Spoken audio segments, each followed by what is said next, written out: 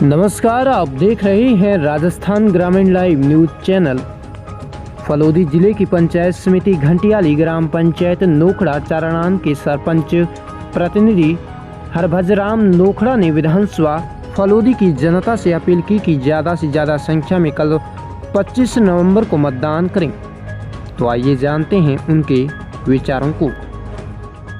नमस्कार, आप देख रहे हैं राजस्थान लाइव और मैं आपके साथ वीर सिंह। जैसे कि मैं आपको बताना चाहूँगा, जो इस टाइम मेरे साथ शख्सियत बैठी हैं उनका मैं परिचय देना चाहूँगा। और उससे पहले मैं बताना चाहूँगा, जिस जगह पे आज मैं खड़ा हूँ ये गवर्नमेंट का राजकीय उच्च माध्यमिक विद्यालय है। ये अभी मैं ग्राम पंचायत नोखड़ा चारणान में खड़ा हूँ। जैसे कि सरपंच साहब खुद यहाँ की मॉनिटरिंग कर रहे हैं और जो बूथ तैयार किए जा रहे हैं उसके अंदर देख रेख में इनके बूथ तैयार हो रहे हैं। और ज़्यादा से ज़्यादा ये अगर बात करें तो आने वाले विधानसभा चुनाव के अंदर यानी कि जो कल चुनाव होने वाला है उसके अंदर जनता को क्या संदेश देंगे वो भी हम आपको दिखाएंगे। और इनके क्षेत्र में क्या इनके कार्यकाल में डेवलपमेंट हुए हैं वो भी मैं आपको इनके भाषा शैली से आपको बताना चाहूँगा। सरपंच साहब, पहले तो हमारे चैनल के अंदर आपका बहुत बहुत स्वागत। आपका चैनल का बहुत बहुत धन्यवाद। मेरे गांव में आप दूर दराज आए हो, इसके लिए आपको बहुत बहुत धन्यवाद। जी सरपंच साहब, पहले तो हमारी जनता है जो आपसे जानना चाहेगी आपका पूरा परिचय। मैं 89 में सरकारी नौकरी में लगा, पश्चिम राजस्थान दुग्ध उत्पादक सहकारी समिति जी। उसमें मैंने नौकरी की 1995 तक। जी। फिर मैं सरपंच बन गया, 2000 में सरपंच था। फिर मेरे मिसेज बन गई डेयरी के डायरेक्टर। जी। फिर मैं जिला परिषद मेंबर बन गया। फिर मेरा बच्चा पंचायत समिति सदस्य हो गया। जी। फिर मेरे छोटे भाई की बेटे की बहू सरपंच बन गई। अब गांव वालों ने मेरे मिसेज को वापस सरपंच बनवा दिया है। मेरा राजनीतिक जीवन सन 80 से नौकरी में होते हुए भी मैं अशोक गहलोत साहब के साथ में रहा। उनके कार्य, उनकी बातें, उनका जो रहन सहन था, गरीब जनता के प्रति लगाव था, वो लगाव मैंने सीखा। उसी लगाव पे मैंने काम करना शुरू किया। गरीब जनता के, किसान, दलित, उनका काम कैसे होता है वो मैंने अशोक गहलोत से सीखा और उसी नक्शे पे मैं चल रहा हूँ। मैंने 2 ग्राम पंचायतें बनवाई, नोखड़ा भाटियान बनवाया, नोखड़ा चारणान अब अलग बनवाया, जिसमें डेवलपमेंट के खूब सारे काम किए। हर घर नल से जुड़ा हुआ मेरा गाँव है, हर घर नल से। सरकार अब कह रही है, मैंने उससे मैं किया। क्या बात है। अब पूरा गांव 360 पट्टे हैं, पूरा पट्टा शुद्ध गांव है मेरा। इनमें बिना पट्टे कुछ भी नहीं है। क्या बात है। जो भी संस्था है उन सब का पट्टा है। चाहे आप हॉस्पिटल ले लो, चाहे पशु चिकित्सालय ले लो, चाहे पंचायत ले लो, चाहे कोऑपरेटिव भवन ले लो, चाहे ये बिजली का सब स्टेशन ले लो, सब पट्टा शुद्ध है सारे। यहाँ अवैध कुछ भी नहीं है, सारे काम वेद किए गए हैं और ये सरकार की मदद से हुए, न कि मेरे व्यक्तिगत मदद से हुए हैं। ये जो बोर्ड देख रहे हो, ये पूरी स्कूल, ये सीनियर माध्यमिक विद्यालय है, वो पूरा का पूरा मेरा बना हुआ है, मैंने बनवाया। जनता के पैसे हैं, लेकिन मैंने बनाने की कार्रवाई मैंने की है। क्या बात है। जी सर। तो जैसे कि मैं आपको बताना चाहूँगा, शिक्षा के क्षेत्र में भी इन्होंने खूब ध्यान दिया है। और जैसे कि अगर ग्राम पंचायत के विकास की डेवलपमेंट की बात आए तो सबसे बड़ी बात, खुशी की बात यह है कि इनके ग्रामीणों के लिए, इनके लिए, और जैसे कि इन्होंने बताया कि हमारी ग्राम पंचायत में ऐसा कोई घर नहीं है जिसके घर पे पट्टा नहीं हो। ये इन्होंने एक बहुत अच्छी पहल की है जिसकी वजह से पूरे ग्राम पंचायत आबादी क्षेत्र के अंदर है और घर घर के अंदर पट्टा भी है। तो सरपंच साहब, मैं और भी जानना चाहूँगा, जैसे कि आपने बताया कि मैं दुग्ध उत्पादक सहकारी समिति के अंदर भी आपने काम किया है, आपने सेवाएं दी हैं वहाँ भी अपने। किसानों की दशा आप अच्छी तरह से जानते हो, किसानों के लिए क्या कहना चाहोगे? और आपके विधानसभा के चुनाव भी हैं और विधानसभा के अंदर अगर किसानों की बात करें तो इस टाइम की स्थिति किसानों की क्या है? अभी तो फिलहाल बहुत अच्छी स्थिति में है। 7-8 साल हो गए हैं, दुधारू पशु रख रहे हैं, अच्छे पशु नस्ल के पशु है।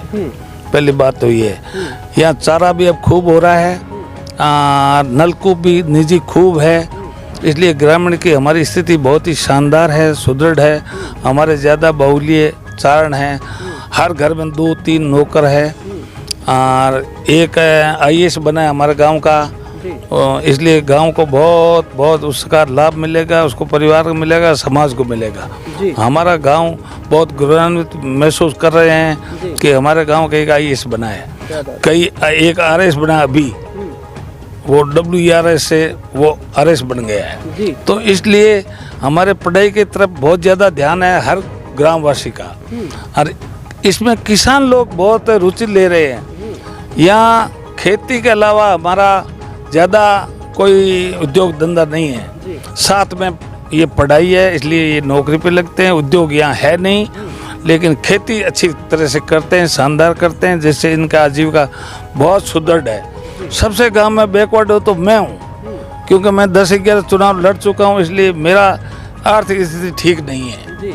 बाकी मेरे से पूरा गांव बेहतर है। मेरा शेड्यूल कास्ट हो चाहे कोई भी हो, सब बहुत अच्छे से मौज से रहते हैं। सब सुविधा उनके है।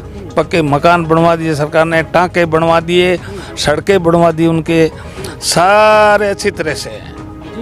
जी। जैसे कि मैं आपको बताना चाहूँगा कि मैं कैमरामैन से निवेदन करना चाहूँगा कि पीछे एक वॉलीबॉल का जो लगा हुआ है वो भी दिखा दिया जाए। सरपंच साहब अभी खुद कह रहे थे कुछ जाए, और कल जो विधानसभा के चुनाव होने वाले हैं जगह यहाँ की जाए, और बूथ को अच्छी तरह से मॉनिटरिंग के अंदर रह के ये तैयार भी करवा रहे हैं सरपंच साहब आने। मेरा ग्रामवास करें, इसमें भूल नहीं करें। लोकतंत्र में मत ही सर्वोपरि है। मत की अगर भूल करोगे आप, तो आप यहाँ के निवासी नहीं, हिंदुस्तान के निवासी नहीं, मत पीछे नहीं रखना है। 100% मत पोल करना है। मेरा इनसे यही आवेदन है, यही निवेदन है, यही प्रार्थना है।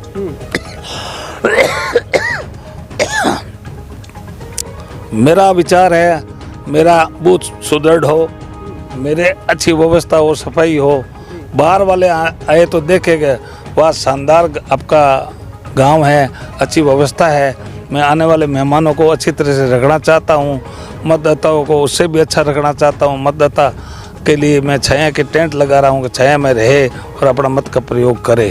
क्या बात है। मेरा और है, गरीब जनता कहीं दुखी नहीं देखना चाहता। उनके साथ में रात दिन खड़ा रहता हूँ, चाहे हॉस्पिटल हो, चाहे कोई रेवेन्यू हो, चाहे पुलिस डिपार्टमेंट हो, चाहे सरकारी कोई काम हो, उनके साथ खड़ा मिलूँगा रात दिन, मेरा पूरा परिवार। लेकिन मैं अशोक गहलोत से जुड़ा हुआ हूँ। वो गरीबों को हितैषी है, किसानों के हितैषी है, दलितों के हितैषी, इसलिए उसके पचिनों पे चलता हूँ। उनके साथ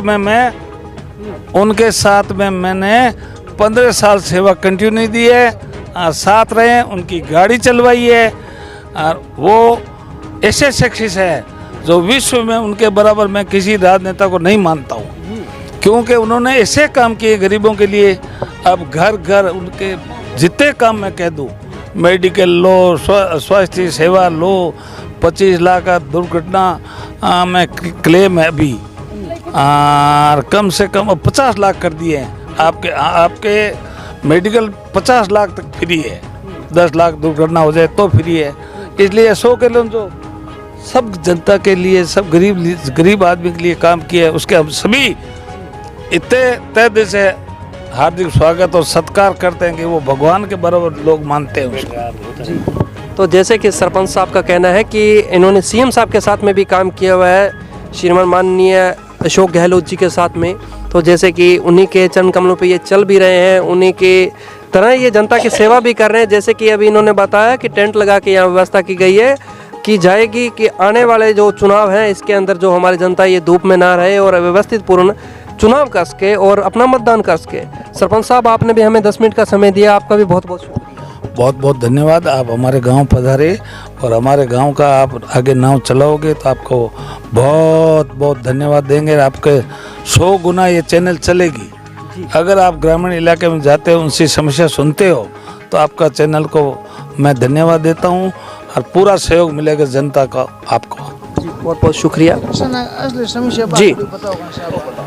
तो जैसे कि मैं यहाँ किसान भी जुड़े हुए हैं, इनसे भी पूछ लूँगा। सरपंच महोदय जी से यहाँ से खड़े हुए हैं, तो सर मैं आपसे पूछना चाहूँगा, अभी आप पीछे खड़े बात कर रहे हो किसानों की समस्या, आपके क्षेत्र में किसानों की क्या समस्या है? किसानों की समस्या है कि मेन असली किसान है ने, मान लो हमारे ज़मीन तो है हमारे दादाजी के नाम, हमारे पिताजी 4 भाई है, 4 भाई तो 4 भाइयों के औलाद है, मान लो 1-1, 2-2 लड़का है।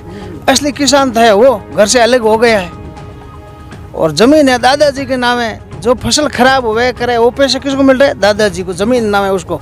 मौके पे आकर पटवारी सर्वे करे कि असली किसान कौन है, भाई कसरत कौन कर रहा है, मान लो फसल लाबार है, खेती का काम, तो ये किसानों की समस्या थी, तो यहाँ मेरे साथ युवा भी जुड़े हैं, इनसे भी मैं जानना चाहूँगा आने वाले 25 नवंबर को अपने युवाओं को क्या कहना चाहोगे।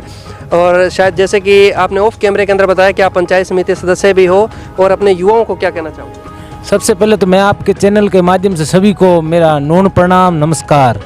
युवाओं को मैं यही कहना चाह रहा हूँ कि ये एक महोत्सव है हमारे लिए, मतदान करना।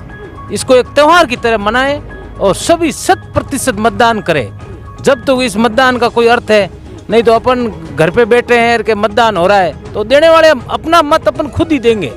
जिससे ज़्यादा से ज़्यादा मतदान करेंगे तो विकास की तरह भागीदार बनेंगे। 100% मतदान युवाओं के हाथ में होगा, जब ही 100% मतदान होंगे। इसलिए हमें बढ़ चढ़ के कल के दिन नहीं तो कोई खाना खाना है, नहीं कुछ करना है, पूरे दिन सभी से, गांव से, ढाणियों से लाके बुजुर्गों को, हमारे माइतों को यहाँ लाके मतदान करवाना है। निष्पक्ष मतदान अपनी इच्छा से, चाहे सरकार कोई सी भी चुनो जो आपको ठीक लगे, चाहे कांग्रेस, बीजेपी, आरएलपी, जिस सरकार ने आपके काम किए हैं उसको वोट दो। जिसने काम नहीं उसको मत दो वोट। कोई नहीं ले रहा आपसे, मगर मतदान करो, किसी के पक्ष में करो, मतदान करो। यही मेरा है सभी युवाओं को कहना। तो ये मेरे साथ युवा थे जिनके विचार हमने सुने, तो और भी मैं आपसे जानना चाहूँगा, आप क्या कहना चाहोगे। मतदान ज़्यादा से ज़्यादा होना चाहिए, यही हमारी मांग है। जय हिंद, जय भारत। देखते रहिए राजस्थान लाइव। और मैं वीर सिंह जैसे कि सरपंच महोदय से मिले, अपने ग्रामीणों से मिले, बातचीत की, और इसी की तरह आज का समाप्ति की ओर। जय हिंद, जय भारत।